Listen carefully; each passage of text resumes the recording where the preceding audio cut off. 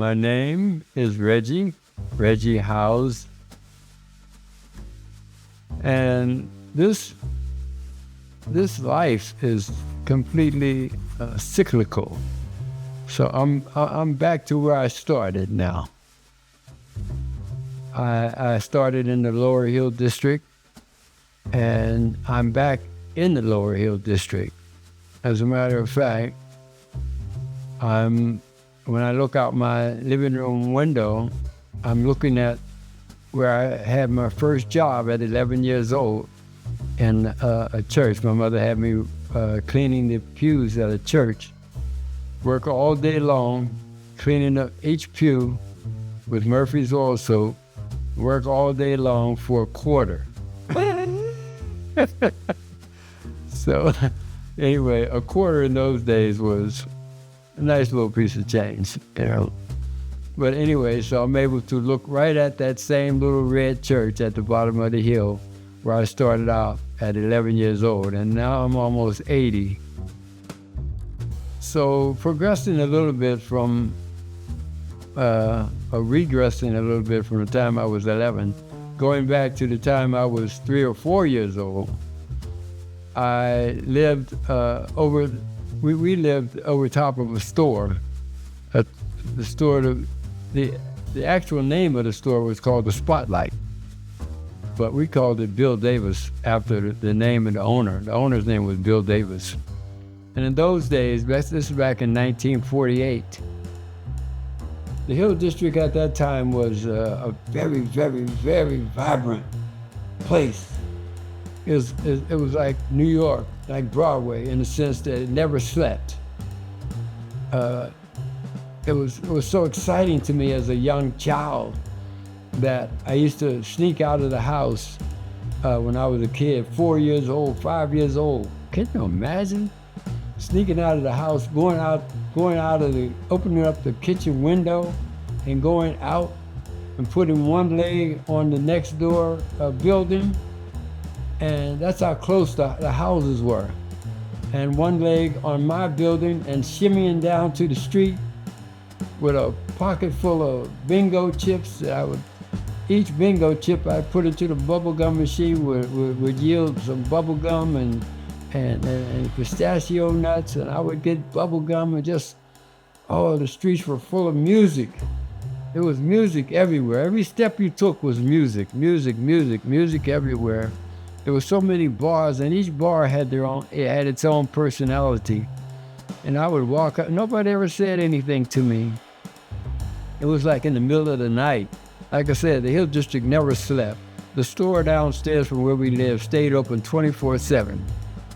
The store across the street, Bobby Hinton's store, stayed open 24/7. I used to walk up and down the streets chewing my bubble gum and eating pretzels and looking at standing in the barroom doors, just looking at the ladies raising their dress and just dancing, and the guys were just shimmying and dancing. In those days, the bars and clubs had a different entrance and exit for the men and for the women. The women couldn't come into the same entrance that the men came in.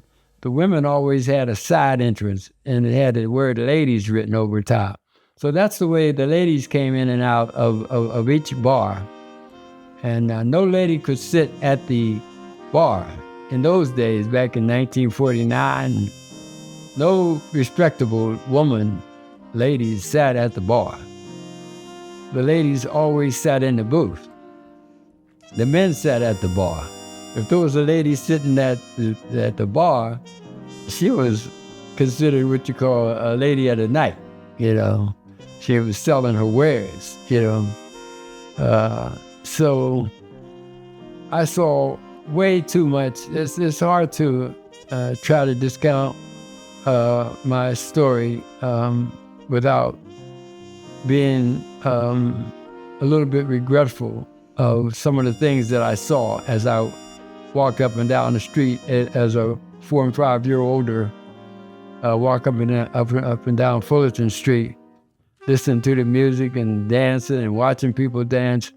But I saw so much violence too. I saw way more violence than any child should ever see.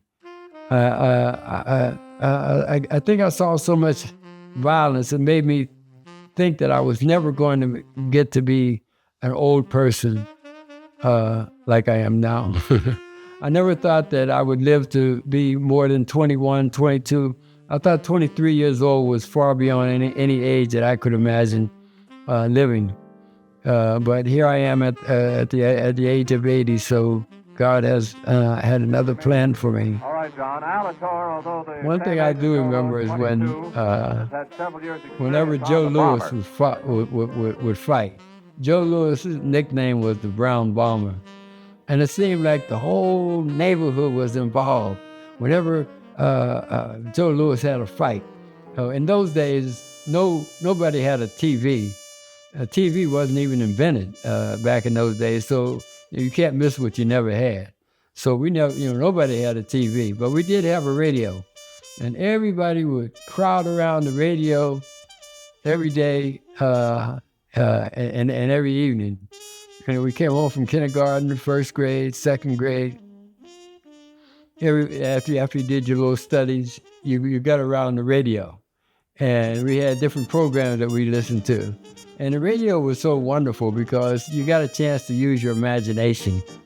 Rather the TV shows you the images as it goes from frame to frame to frame to frame. And it kind of serves up everything on a silver platter. But the radio, you had to use your own imagination for what the radio announcer was saying. But getting back to Joe Louis, whenever Joe Louis would fight, it seemed like the whole neighborhood was involved. When the fight started, everybody, the streets were absolutely clear. There wasn't a soul on the street whenever Joe Louis' fight would start. And everybody listened so highly intently to the whole fight. And you hit him with a left, hit him with a right.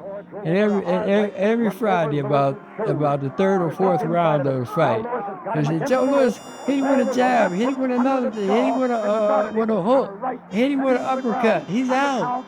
And the announcer would start counting 1, 2. When it got to 10, he was out. And I'm telling you, everybody poured out of the houses into the streets. And the music was on. You could hear a pin drop while the fight was going on. But I'll tell you, when Joe Louis would look like Joe Louis would knock somebody out every Friday. And I'm telling you, when the radio announcer got to 10, man, the streets came alive again.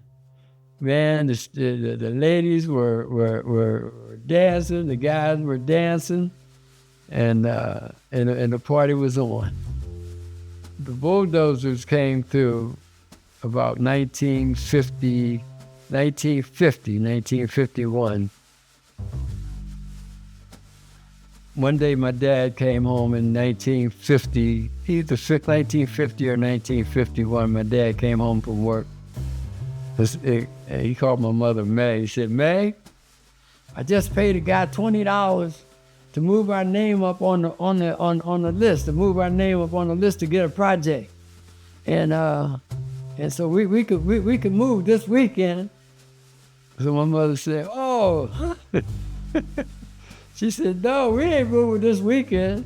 She said, "We moving tonight." And so my dad said, "Tonight?" She said, "Yeah, get on out of here, Bill. Go get a truck. We getting out of here tonight."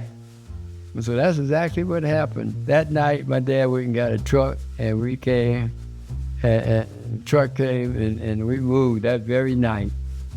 And we woke up the next morning, and I'm telling you, we had a new refrigerator, a new stove, we had a laundry room downstairs, and I'm telling you, we thought we had died and went to heaven. We didn't really realize that the chicanery, the trickery that the powers to be had tricked us out of moving from our old neighborhood to build the civic arena. I can remember as a young child, a newspaper came out one Sunday, and it had a special section in the newspaper, and the section was telling all the black people who lived in this Lower Hill District, that if they moved, that they could come back and everybody was gonna have a nice house with a white picket fence around it. And so everybody was moving with the full intention that we would come back, but you know, it was never intended for us to ever come back. And so, but we were happy to move because life was so much different for us when we moved. We, you know, in the old house where we lived at on Fullerton and Epiphany, we never had a refrigerator. We didn't have a refrigerator. In those days, nobody had a refrigerator, you know. I tell you, in the past 50, 60, 70 years, times have, you know, nobody had a air conditioning. What was air conditioning? We never heard of such a thing. Nobody had a vacuum cleaner. Nobody had air conditioning. Nobody had a microwave. Nobody had a TV. So all that started around 1952 and so on and so on. I met August in the third grade. I had already moved to the Upper Hill District into the projects, but August's family stayed in the Lower Hill District, and August came to St. Richard's Elementary School, where I first met August, I think back in 1953, something like that. And August was a beautiful guy. But he was very shy, and I think he was so shy because he stuttered so badly, you know. And I can remember that I was one of the few people who befriended August to the point where we weren't great, you know, running around buddy friends like that. But I befriended August to the point where I had the patience to stand there and listen to August try to express anything, express one sentence. It would take him, it seemed like 5 minutes to talk about, just to express one sentence. You know, he stuttered so badly. But I think I felt sorry for August, you know. August never got picked on because August was considered to be, you know, halfway crazy. So nobody picked on, no matter how tough you were, you didn't pick on August because, you know, you don't know what the outcome might have been. And so August and I went to school in the same classroom for 5 years, from the 7th grade, from the 3rd grade through the 7th grade. At some point in the 7th grade, August and his family moved away to the other side of town, to the south side of town, to an area called Hazelwood. But my last name began with H and August's last name began with K. So we sat very close to each other for 5 years. And in those days, you were seated alphabetically. So you sat pretty close to the same people day after day, year after year, from the kindergarten through the 8th grade. And so I got to know August fairly well because he sat so close to me. August always got A's on his paper. I never can recall getting a test score back where August didn't get an A. He always got A's. He was smart. And yet he never raised his hand to answer any question. You know, I think because of his stuttering issue, you know.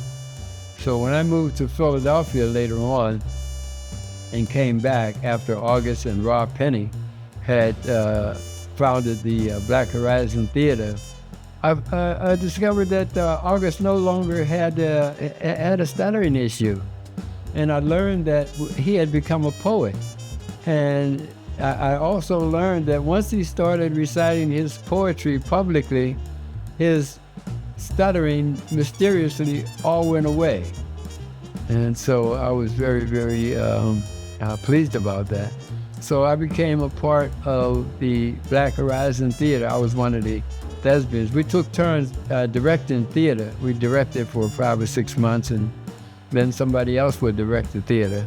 So we performed Sonia Sanchez's plays. We performed Rob Penny's plays. I was also a singer.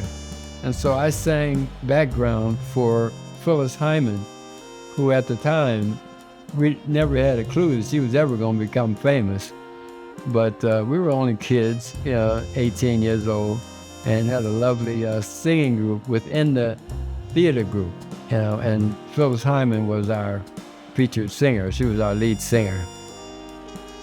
I acted in some of the plays, but I had never intended on being an actor when I joined the Black Horizon Theater. I don't know what I thought, but I was so turned around after Dr. Martin Luther King was murdered.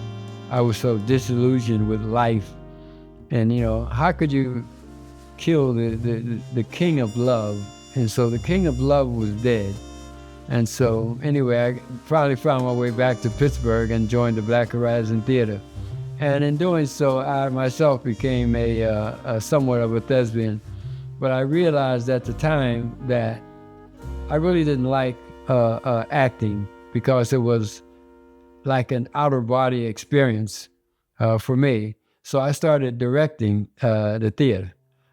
So I directed one or two of the plays, and then I moved to Los Angeles, California, where I stayed for 15 years. Yeah. So.